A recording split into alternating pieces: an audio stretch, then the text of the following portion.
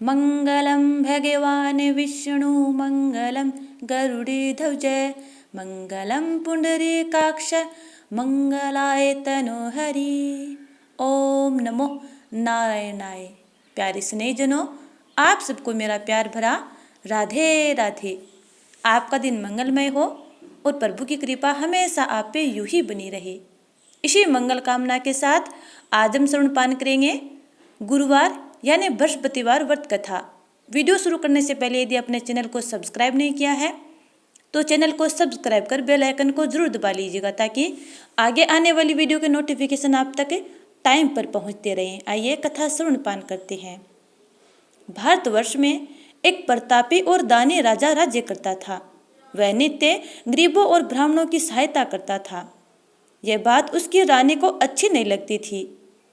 वह न ही गरीबों को दान देती न ही भगवान का पूजन करती थी और राजा को भी दान देने से मना किया करती थी।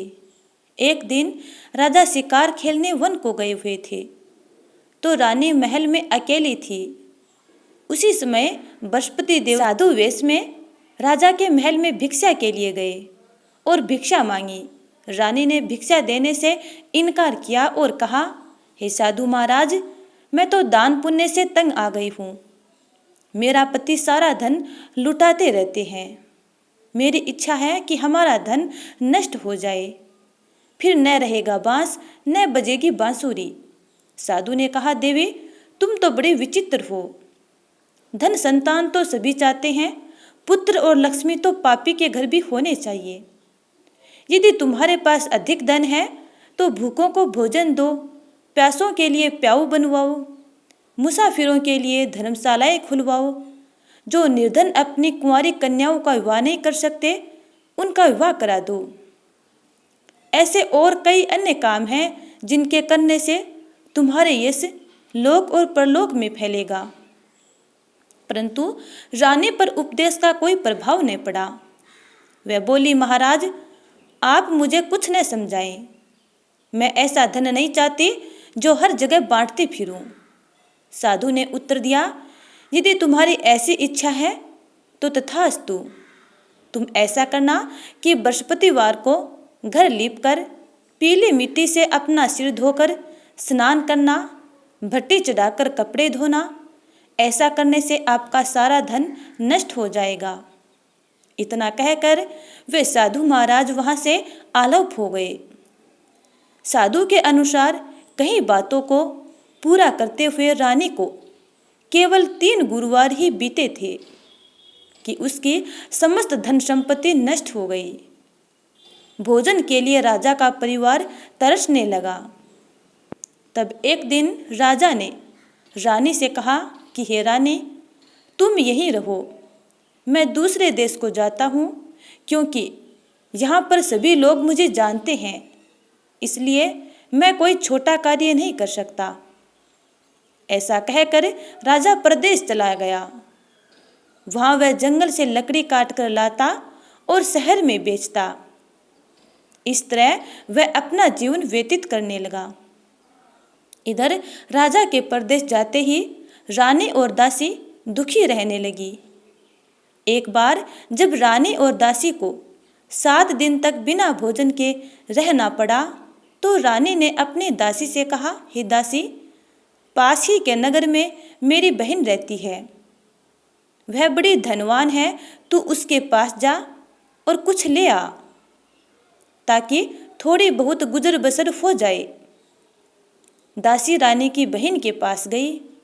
उस दिन गुरुवार था और रानी की बहन उस समय बृहस्पतिवार व्रत की कथा सुन रही थी। दासी ने रानी की बहन को अपनी रानी का संदेश दिया, लेकिन रानी की बड़ी बहन ने कोई उत्तर नहीं दिया।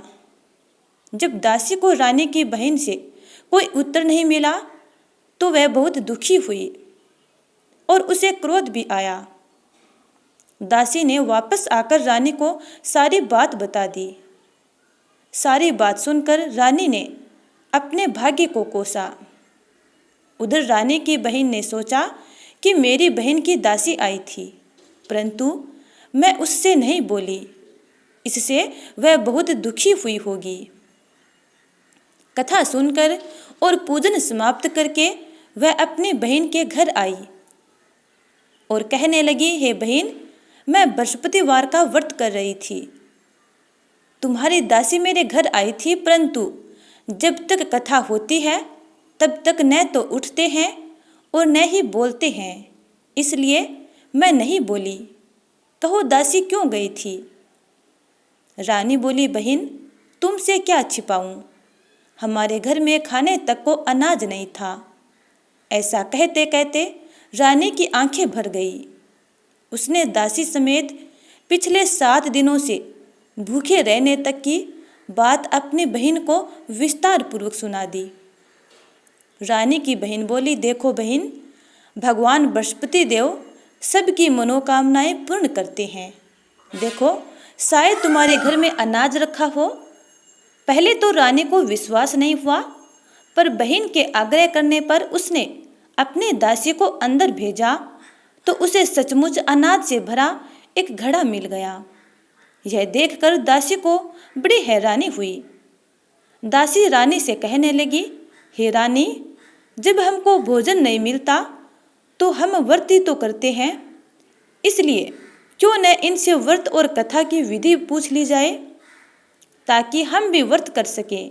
तब रानी ने अपनी बहन से बृहस्पतिवार व्रत के बारे में पूछा। उसकी बहन ने बताया, बृहस्पतिवार के व्रत में चने की दाल और मुनका से विष्णु भगवान का केले की जड़ में पूजन करें तथा दीपक जलाएं, व्रत कथा सुने और पीला भोजन ही करें। इससे बृहस्पति देव प्रसन्न होते हैं। व्रत और पूजन विधि बताकर रानी की बहन अपने घर वापस लौट गई। 7 दिन बाद जब गुरुवार आया तो रानी और दासी ने व्रत रखा। घुड़साल में जाकर चना और गुड़ लेकर आई। फिर उससे केले की जड़ में भगवान श्री हरि विष्णु का पूजन किया। अब पीला भोजन कहाँ से आए, इस बात को लेकर दोनों दुखी हो गई, क्योंकि उस दिन उन्होंने बृहस्पतिवार का व्रत रखा था, इसलिए बृहस्पति देव उनसे प्रसन्न थे। इसीलिए वे एक साधारण व्यक्ति का रूप धारण कर 2 थालों में सुंदर पीला भोजन दासी को दे गए। भोजन पाकर दासी प्रसन्न हुई और फिर रानी के साथ मिलकर भोजन ग्रहण किया। उसके बाद वे सभी गुरुवार को व्रत और पूजन करने लगी। बृहस्पति भगवान की कृपा से उनके पास फिर से धन संपत्ति आ गई, परंतु रानी फिर से पहले की तरह आलस्य करने लगी। तब दासी बोली, देखो रानी, तुम पहले भी इस प्रकार आलस्य करती थी।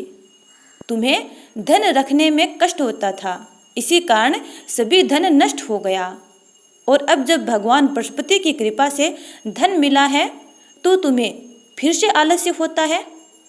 रानी को समझाते हुए दासी कहती है कि बड़ी मुसीबतों के बाद हमने ये धन पाया है, इसलिए हमें दान पुण्य करना चाहिए, भूखे मनुष्यों को भोजन कराना चाहिए और धन को शुभ कार्यों में खर्च करना चाहिए, जिससे तुम्हारे कुल का यश बढ़ेगा, स्वर्ग की प्राप्ति होगी और पितृ प्रसन्न होंगे। दासी की बात मानकर रानी अपना धन शुभ कार्यों में खर्च करने लगी, जिससे पूरे नगर में उसका यश फैलने लगा। दूसरी ओर एक दिन राजा दुखी होकर जंगल में एक पेड़ के नीचे आसन जमाकर बैठ गया। वह अपनी दशा को याद करके व्याकुल होने लगा। बृहस्पतिवार का दिन था। एकाएक उसने देखा कि निर्जन वन में एक साधु प्रकट हुए। वह साधु वेश में स्वयं बृहस्पति देव थे। लकड़हारे के सामने आकर बोले, हे लकड़हारे, इस सुनसान जंगल में तू चिंता मगन क्यों बैठा है? लकड़हारे ने दोनों हाथ जोड़कर प्रणाम किया और उत्तर दिया, महात्मा जी, आप सब कुछ जानते हैं, मैं क्या कहूँ? यह कहकर रोने लगा और साधु को अपनी आत्म कथा सुनाई। महात्मा जी बोले, तुम्हारी स्त्री ने बृहस्पति देव का बृहस्पतिवार को निरादर किया है, जिसके कारण रुष्ट होकर उन्होंने तुम्हारी ये दशा कर दी। अब तुम चिंता को दूर करके मेरे कहने पर चलो तो तुम्हारे सब कष्ट दूर हो जाएंगे और भगवान पहले से भी अधिक संपत्ति देंगे। तुम बृहस्पति के दिन कथा किया करो। 2 पैसे के चने मुन के लाकर उसका प्रसाद बनाओ और शुद्ध जल से लोटे में शक्कर मिलाकर अमृत तैयार करो। कथा के पश्चात अपने सारे परिवार और सुनने वाले प्रेमियों में अमृत व प्रसाद बांटकर आप भी ग्रहण करो। ऐसा करने से भगवान तुम्हारी सब मनोकामनाओं को पूरा करेंगे।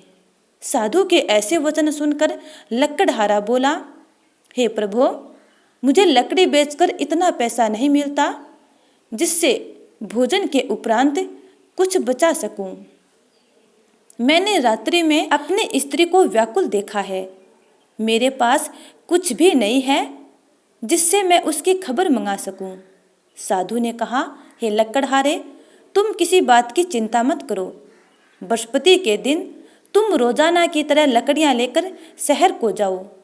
तुमको रोजाना की अपेक्षा दुगुना धन प्राप्त होगा, जिससे तुम भली भांति भोजन कर लोगे तथा बृहस्पति देव की पूजा का सामान भी आ जाएगा। इतना कहकर साधु अंतर्धान हो गए। धीरे धीरे समय व्यतीत होने पर फिर वही बृहस्पतिवार का दिन आया। लकड़हारा जंगल से लकड़ी काटकर किसी शहर में बेचने गया। उसे उस दिन और दिन से अधिक पैसा मिला। राजा ने चना गुड़ आदि लाकर गुरुवार का व्रत किया। उस दिन से उसके सभी क्लेश दूर हो गए। परंतु जब दोबारा गुरुवार का दिन आया तो वह बृहस्पतिवार का व्रत करना भूल गया। इस कारण बृहस्पति देव पुनः नाराज हो गए। उस दिन उस नगर के राजा ने विशाल यज्ञ का आयोजन किया तथा शहर में यह घोषणा करवा दी कि कोई भी मनुष्य अपने घर में भोजन न बनावे, न आग जलावे, समस्त जनता मेरे यहाँ भोजन करने आवे। इस आज्ञा को जो न मानेगा उसे फांसी की सजा दी जाएगी। इस तरह की घोषणा संपूर्ण नगर में करवा दी गई। राजा की आज्ञा अनुसार शहर के सभी लोग भोजन करने गए, लेकिन लकड़हारा कुछ देर से पहुंचा। इसलिए राजा उसको अपने साथ अपने महल में ले गया। वहां ले जाकर उसे भोजन करा ही रहे थे कि रानी की दृष्टि महल के उस खूंटी पर पड़ी जिस पर हमेशा एक सोने का हार लटका रहता था, और लकड़हारे के जाते ही वह हार गायब हो गया। तब रानी ने निश्चय किया कि निश्चित रूप से इस लकड़हारे ने ही मेरा हार चुराया है। उसी समय सिपाहियों को बुलाकर उसको कारागार में डलवा दिया। जब लकड़हारा कारागार में पड़ गया और बहुत दुखी होकर विचार करने लगा कि न जाने कौन से पूर्व जन्म के कर्म से मुझे यह दुख प्राप्त हुआ है, और उसी साधु को याद करने लगा जो कि जंगल में मिला था। उसी समय तत्काल बृहस्पति देव साधु के रूप में प्रकट हुए और उसकी दशा को देखकर कहने लगे, हे मूर्ख, तूने बृहस्पति देव की कथा नहीं की, इस कारण तुझे दुख प्राप्त हुआ है। अब चिंता मत कर। बृहस्पतिवार के दिन कारागार के दरवाजे पर 4 पैसे पड़े मिलेंगे। उनसे तू बृहस्पति देव की पूजा करना, तेरे सभी कष्ट दूर हो जाएंगे। बृहस्पति के दिन उसे 4 पैसे मिले। लकड़हारे ने कथा कही। उसी रात्रि को बृहस्पति देव ने उस नगर के राजा को सौपन में कहा, हे राजा, तुमने जिस आदमी को कारागार में बंद कर दिया है वह निर्दोष है, वह राजा है, उसे छोड़ देना। रानी का हार उसी खूंटी पर लटका है। अगर तू ऐसा नहीं करेगा तो मैं तेरे राज्य को नष्ट कर दूंगा। इस तरह रात्रि के सौपन को देखकर राजा प्रातःकाल उठा और खूंटी पर हार देखकर लकड़हारे को बुलाकर क्षमा मांगी तथा लकड़हारे को योग्य सुंदर वस्त्र आभूषण देकर विदा कर दिया। बृहस्पति देव की आज्ञा अनुसार लकड़हारा अपने नगर को चल दिया। राजा जब अपने नगर के निकट पहुंचा तो उसे बड़ा आश्चर्य हुआ। नगर में पहले से अधिक बाग, तालाब, कुएं तथा बहुत सी धर्मशालाएं, मंदिर आदि बन गए हैं। राजा ने पूछा, ये किसके बाग, धर्मशालाएं और मंदिर हैं? तब नगर के सब लोग कहने लगे, यह सब रानी और बांदी के हैं। तब राजा को आश्चर्य हुआ और गुस्सा भी आया। जब रानी ने यह खबर सुनी कि राजा आ रहे हैं, तो उन्होंने बांदी से कहा कि हे दासी, तुम महल के द्वार पर खड़ी हो जाओ, क्योंकि राजा हमें जिस हालत में छोड़कर गए थे, हम उस हालत में नहीं हैं। हम पुनः धनवान और समृद्धिवान हो गए हैं। राजा हमारे महल और धन दौलत को देखकर वापस न लौट जाएं। और आज्ञा पाकर दासी दरवाजे पर जाकर खड़ी हो गई। राजा आए तो उन्हें अपने साथ अपने महल के अंदर ले गई। तब राजा ने क्रोध करके अपनी रानी से पूछा कि यह धन तुम्हें कैसे प्राप्त हुआ है? तब रानी उनसे कहने लगी, हमें यह सब धन बृहस्पति देव के इस व्रत के प्रभाव से प्राप्त हुआ है। राजा ने निश्चय किया कि 7वें दिन तो हर कोई बृहस्पति देव का पूजन करते हैं, परंतु मैं प्रतिदिन दिन में 3 बार कहानी तथा रोज व्रत किया करूँगा। अब हर समय राजा के दुपट्टे में चने की दाल बंधी रहती थी तथा दिन में 3 बार कहानी कहता। एक रोज राजा ने विचार किया कि चलो अपने बहन के यहाँ हो आऊं। इस तरह निश्चय कर राजा घोड़े पर सवार हो अपनी बहन के यहाँ चलने लगा। मार्ग में उसने देखा कि कुछ आदमी एक मुर्दे को लिए जा रहे हैं। उन्हें रोककर राजा कहने लगा, अरे भाइयों, मेरे बृहस्पति देव की कथा सुन लो। वे बोले, लो, हमारा तो आदमी मर गया, इसको अपनी कथा की पड़ी है। परंतु कुछ आदमी बोले, अच्छा कहो, हम तुम्हारी कथा अवश्य सुनेंगे। राजा ने दाल निकाली और जब कथा आदि हुई कि मुर्दा हिलने लग गया और जब कथा समाप्त हो गई तो राम राम करके वह मुर्दा खड़ा हो गया। जब वह आगे चला तो आगे मार्ग में उसे एक किसान खेत में हल चलाता मिला। राजा ने उसे देख और उसे बोले, अरे भैया, तुम मेरे बृहस्पतिवार की कथा सुन लो। किसान बोला, जब तक मैं तेरी कथा सुनूंगा तब तक 4 हरैया जोत लूंगा। जा अपनी कथा किसी और को सुनाना। इस तरह राजा आगे चलने लगा। राजा के हटते ही बैल पछाड़ खाकर गिर गए तथा किसान के पेट में बड़े जोरों से दर्द होने लगा। उस समय उसकी माँ रोटी लेकर आई। उसने जब यह देखा तो अपने पुत्र से सब हाल पूछा और बेटे ने सभी हाल कह सुनाया। तब बुढ़िया माई दौड़ती दौड़ती घुड़सवार के पास गई और उससे बोली कि मैं तेरी कथा सुनूंगी, तू अपनी कथा मेरे खेत पर चलकर ही कहना। राजा ने बुढ़िया के खेत पर जाकर कथा कही, जिसके सुनते ही वह बैल उठकर खड़े हो गई तथा किसान के पेट में जो दर्द था वह ठीक हो गया। उसके बाद राजा अपनी बहन के घर पहुंचा। बहन ने भाई की खूब मेहमानी की। दूसरे रोज प्रातःकाल राजा जगा तो वह देखने लगा कि सब लोग भोजन कर रहे हैं। राजा ने अपनी बहन से कहा, ऐसा कोई मनुष्य है जिसने भोजन नहीं किया हो? मेरी बृहस्पतिवार की कथा सुन ले। बहन बोली, हे भैया, यह देश ऐसा ही है कि पहले यहाँ भोजन करते हैं, बाद में अन्य काम करते हैं। अगर कोई पड़ोस में हो तो देखाऊं। वह ऐसा कहकर देखने चली गई, परंतु उसे कोई ऐसा व्यक्ति नहीं मिला जिसने भोजन न किया हो। अतः वह एक कुम्हार के घर गई जिसका लड़का बीमार था। उसे मालूम हुआ कि उनके यहाँ 3 रोज से किसी ने भोजन नहीं किया है।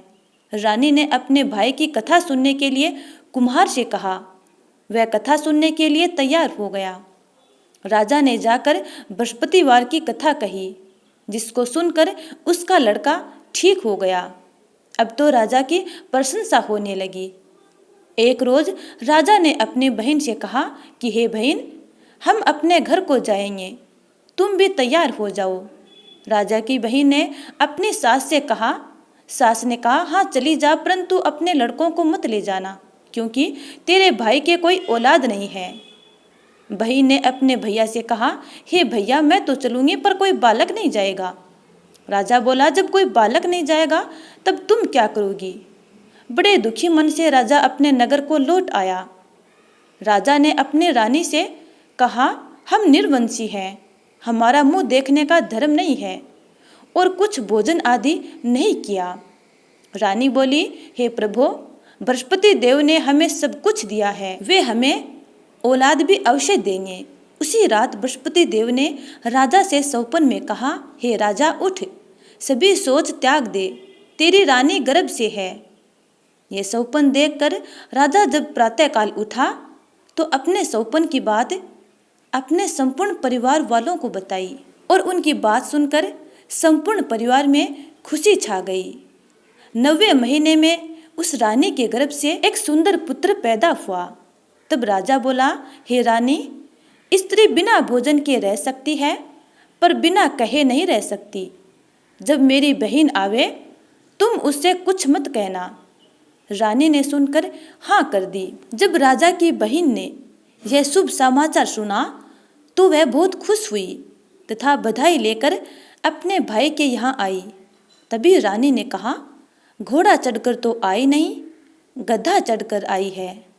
राजा की बहन बोली, भाभी, मैं इस प्रकार न कहती तो तुम्हें औलाद कैसे मिलती। बृहस्पति देव ऐसे ही हैं, जैसे जिसके मन में कामनाएं हैं सभी को पूर्ण करते हैं। जो सद्भावना पूर्वक बृहस्पतिवार का व्रत करता है एवं कथा श्रवणपान करता है अथवा दूसरों को सुनाता है, बृहस्पति देव उसकी सभी मनोकामनाओं को पूर्ण करते हैं। भगवान बृहस्पति देव उसकी सदैव रक्षा करते हैं। संसार में जो मनुष्य सद्भावना से भगवान जी का पूजन व्रत सच्चे हृदय से करते हैं तो उनकी सभी मनोकामनाएं पूर्ण करते हैं। हे बृहस्पति देव, जिस प्रकार आपने उन राजा और रानी की मन इच्छा पूर्ण की, वैसे ही अपने सब भक्तों की मंगल कामनाएं पूर्ण करना। जय श्री सत्यनारायण। अब श्रवणपान करते हैं श्री विष्णु चालीसा। विष्णु सुनिए विनय सेवक की चितलाए, कीरत कुछ वर्णन करूं दीजिए ज्ञान बताए। नमो विष्णु भगवान खरारी, कष्ट नसावन अखिल बिहारी। प्रबल जगत में भुवन फैल रही उजियारी। सुंदर रूप मनोहर सूरत, सरल स्वभाव मोहनी मूरत। तन पर पीताम्बर अति सोहत, बेजंती माला मन मोहत। शंख चक्र गदा बिराजे, देखत देते असुर दिल भाजे। सत्य धर्म मद लोभ न गाजे, काम क्रोध मद लोभ न छाजे। संत भक्त सज्जन मनरंजन, दनुज असुर दुष्टन दल गंजन। सुख उपजाए कष्ट सब भंजन, दोष मिटाए करत जन सज्जन। पाप काट भव सिंधु उतारन, कष्ट नाश कर भक्त उबारन। करत अनेक रूप प्रभु धारण, केवल आप भक्ति के कारण। धरणी धेनु बन तुम ही पुकारा, तब तुम रूप राम का धारा। भार उतार असुल दल मारे, रावण आदिक को संघारे। आप वरा रूप बनाया, हरण्याक्ष को मार गिराया। धर्मत से तन सिंधु बनाया, 14 रत्नन को निकलाया। अमिलख असुरन द्वंद्व मचाया, रूप मोहिनी आप दिखाया। देवन को अमृत पान कराया, असुरन को छवि से बहलाया। कुर्म रूप धर सिंधु मझाया, मंदराचल गिरि तुरत उठाया। शंकर का तुम फंद छुड़ाया, भस्मासुर को रूप दिखाया। वेदन को जब असुर डुबाया, कर प्रबंध उन्हें ढूंढवाया। मोहित बनकर खल ही नचाया, उस ही कर से भस्म कराया। असुर जलंधर अति बलदाई, शंकर से उनकी ने लड़ाई। हार पार शिव सकल बनाई, कीन सती से छल खल जाई। सुमिरन कीन तुम्हें शिवरानी, बतलाई सब विपत कहानी। तब तुम बने मुनीश्वर ज्ञानी, वृंदा की सब सुरति भुलानी। देखत 3 दनुज सैतानी, वृंदा आए तुम्हें लपटानी। हो स्पर्श धर्म क्षतिमानी, हना असुर उर शिव शैतानी। तुमने ध्रुव प्रहलाद उबारे, हिरण्याकुश आदिक खल मारे। गणिका और अजामिल तारे, बहुत भक्त भव सिंधु उतारे। हरहु सकल संताप हमारे, कृपा करहु हरि सिरजनहारे। देखूँ मैं निज दर्श तुम्हारे, दीन बंधु भक्तन हितकारे। चहत आपका सेवक दर्शन, करहूँ दया अपने मधुसूदन। जानू नहीं योग्य जप पूजन, होय यज्ञ स्तुति अनुमोदन। शील दया संतोष सुलक्षण, विदित नहीं व्रत बोध विलक्षण। करहूँ आपका किस विधि पूजन, कुमति विलोक होत दुख भीषण। करहूँ प्रणाम कौन विधि सुमिरन, कौन भांति मैं करहूँ समर्पण। सुर मुनि कृत सदा सेवकाई, हर्षित रहत परम गति पाई।